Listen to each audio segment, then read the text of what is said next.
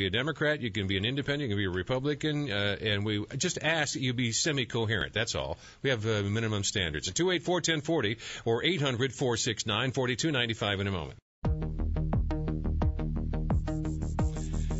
Congressman Tom Latham is here in the studio with us. It is your turn, and this is Darwin. Good morning, Darwin. Hi, Tom. Or hi, Jan, and hi, Tom. I want to thank Tom for the letter that he sent me talking about his co-sponsor of H.R. 2000, the SAVE Act. Go ahead. Hello? Yes, go yeah. ahead. Okay, now it's on here. Yep. Yes, Darwin, go ahead. Yeah, I'd like to thank you for the letter that you sent me saying that you were co-sponsoring H.R. 2000, which is the SAVE Act. Mm-hmm. And I've made some calls to Washington, and I talked to a representative of Ron Paul, and he said Ron Paul was adamantly against E-Verify. Right. Yeah, I don't know what Mr. Paul's position is, but if we're ever going to get a handle on the illegal immigration and making sure that people who are employed in this country are legal, we've got to have E-Verify. That is extremely important. I can't speak for Ron Paul, but I think his answer on that is that makes employers be part of the law enforcement establishment. He doesn't like that idea. So it's the government's job to enforce the borders, not the employers.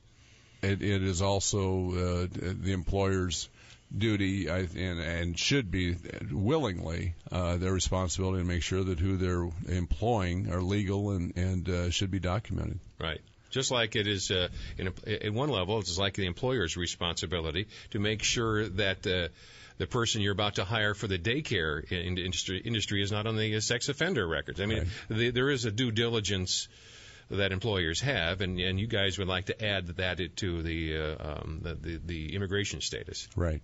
Well, and it's obviously the whole immigration issue. We've got to secure the borders and make sure that we don't have this lure in here as far as jobs in the United States. The thing that's really scary today, even with the downturn in the economy and the high unemployment, is that they're not coming in as much for jobs today as bringing in contraband, whether it be drugs, whether it be guns, whatever, into the United States. And that is really the crime part. About 40% of the people coming in now are bringing in drugs. And there's another motivation. It's less so, but it's still out there, and that is to take advantage of our birthright citizenship nonsense. There was a story on MSNBC the other night.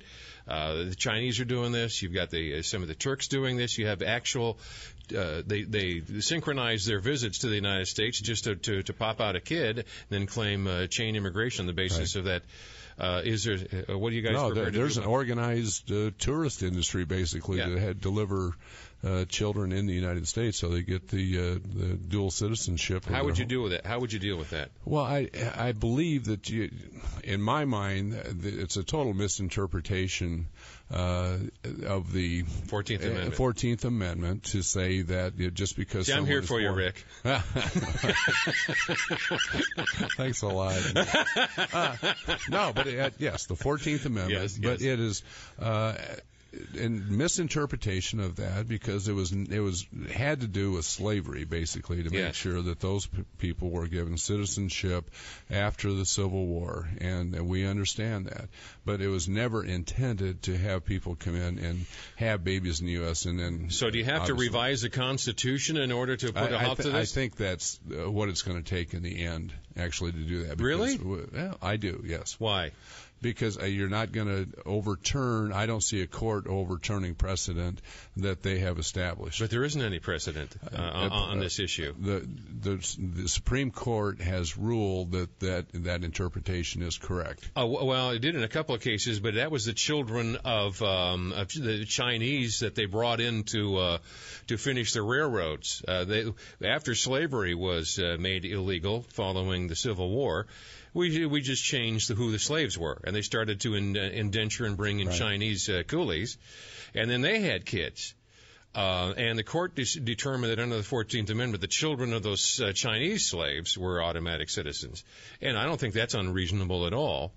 But the issue directly does the under the jurisdiction thereof apply to anybody who's, and that's never been directly ruled upon that I'm aware of. It is interpreted to mean that any child born, obviously, on U.S. soil is a citizen, and that's the way it's interpreted, unfortunately. By bureaucrats. Well, all right. So what can you guys in Congress do to hold these people accountable? Is there anything you can do legislatively that could tell these guys, no, you don't have to do that?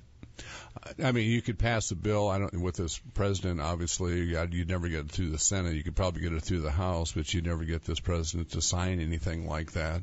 And unfortunately, that's why I think the best course, it would take time, but is to make it crystal clear, and that's with changing the Constitution as far as what that interpretation had. I agree with you, is misinterpreted.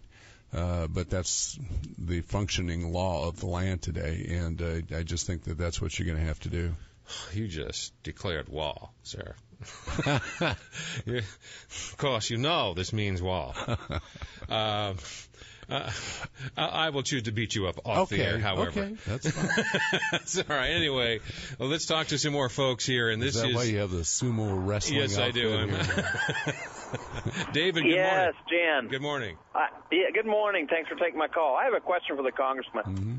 Congressman Latham, if you're reelected and Rick Perry becomes president, I wonder if you will support his plan to abolish the Education Department, the Commerce Department, and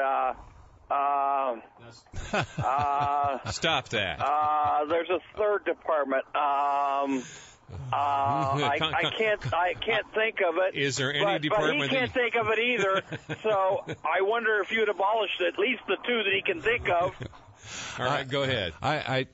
You know what I want to do is, again, with this administration, you're not going to abolish any departments. What we need to do and what we're trying to do desperately and working towards that end is to defund a lot of the programs that are in the Department of Education, to actually have it focus on doing what the traditional role of the department is as far as our schools, and that's to help kids that are disabled. But I think he's asking you for your bona fides here.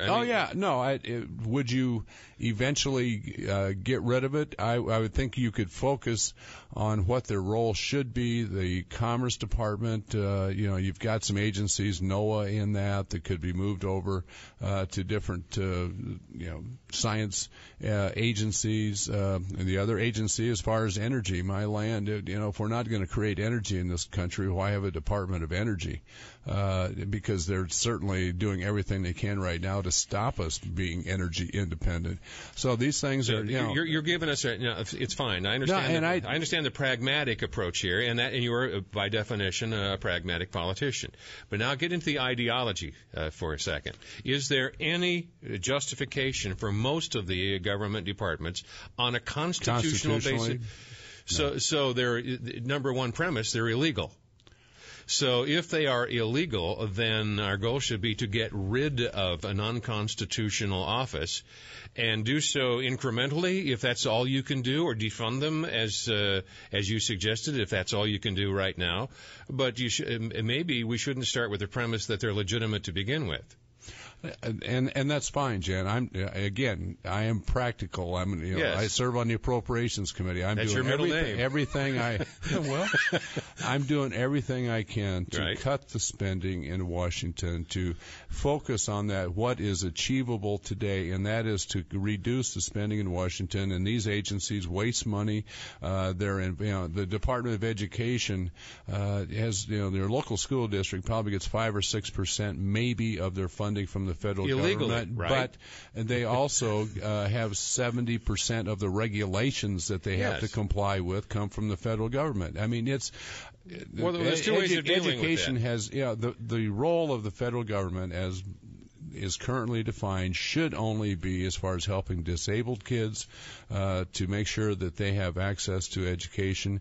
And there's, the Title I is the section that obviously helps kids that need extra help, and that's from the federal government. But the rest of it, as far as control, should be done at the local, at the state level, and with teachers, with parents, with the administration, with the school boards themselves. And that's where the power should lie, obviously. Okay. Tom Latham is here in the studio with us, and we'll take a short time out and come right back after our farm markets will reconvene. It's your turn at 284-1040 or 800-469-4295 in a sec. Right back to conversation. Our in-studio guest is Congressman Tom Latham, and we're talking about issues, and this is Jim Hawkins. Good morning, Jim. Good morning. How are you? Doing great. Jim Hawkins is for the Professional Educators of Iowa organization. You bet. Jim, how are you? I'm doing great. Can barely hear you though, for some reason here. All right. There we go. Okay, are you on? Yes. All right. Well, I'm just thinking about tomorrow's Veterans Day, and I know that you've been a great advocate for freedom, and one of the big freedom things that Professional Educators of Iowa fights for is the freedom to choose when it comes to right-to-work laws. We had card check on the federal level, which was going to essentially make it way too easy to walk up to people and say, "Sign this card." For unionism, we have 28 states that have compulsory unionism. And, I just saw a clip about the veterans, how they fought for our freedom. And is that freedom when people don't have the freedom to choose whether they belong or don't belong to a union? It certainly is not. And I just commend you, Jim, for what you've done for education in the state of Iowa and throughout the country.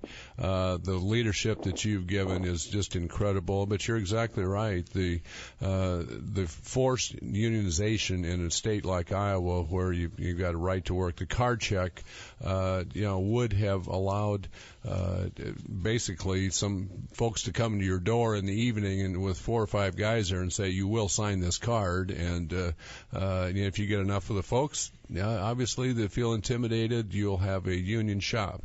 That simply is wrong. It should be a secret ballot at the workforce if there's a question of unionization. But yeah, you've been such a great leader in this whole issue, and I really admire all the great work that you've done, Jim. Well, I appreciate that, and I just, you're there because you've got an election coming up, and to me, this is going to be a persistent issue. Right. That I just think that I want to hear, and I already know it. I know you that you'll be fighting for our freedom to join or not join, whichever it is. And frankly, we would fight just as hard for a person's right to join the union. We think you should have that right. Just don't take away our right not to. Right. Exactly. All right. Hey, thank you, Jim. I appreciate it. Let's talk with John. Good morning, John. Yes. Congressman, I spoke with you recently at a gathering in Des Moines, and I wanted to ask what you would do to help older veterans find training, to update their skills, and to find good jobs, because a lot of older workers have a hard time finding a good job. And also I want to mention that at the Reagan dinner, I had a sign outside of the dinner that said, "In Obama we trusted, and now our economy is busted," but the press didn't notice too much and didn't publish a copy of that sign. That's well done. What we need to do, certainly, and it's older veterans, all veterans coming back, and we understand.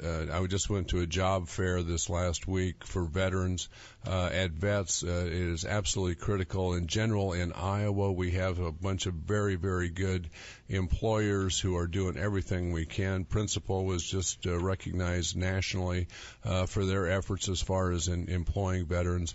But what we have in a lot of cases are folks that need to have additional skills. The community colleges, we need to make sure that they have the skills so that they are employable, whether you're young, old, whatever your age is coming back, and then having served this country.